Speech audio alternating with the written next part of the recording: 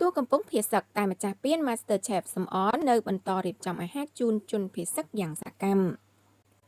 ចារយៈពេលប្រហែលថ្ងៃមកនេះមហាជននិយមតាមដានបណ្ដាញសង្គម Facebook របស់ម្ចាស់ពាន MasterChef Cambodia រដូវកាលទី3លោកសំអនចាច្បាស់ជាបានឃើញពីសកម្មភាពនៃការរៀបចំអាហារជារៀងរាល់ថ្ងៃចែកជូនដល់ជនភាសកដែលស្នាក់នៅក្នុងខេត្តបន្ទាយមានជ័យចាយ៉ាងណាមិញកាលពីថ្ងៃទី15ខែធ្នូឆ្នាំ2025កន្លងទៅ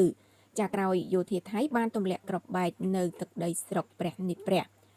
ចាខេត្តបន្ទាយមានជ័យបានធ្វើឲ្យលោកសំអននិងក្រុមគ្រួសារបានធ្វើការភៀសខ្លួនចាដើម្បីរកកន្លែងសុវត្ថិភាពដែរចាយ៉ាងណាក៏ដោយបើទោះជាកំពុងភេសកក៏ពិតមែនប៉ុន្តែសំអនបានឲ្យដឹងថាលោកបានមកស្នាក់នៅផ្ទះ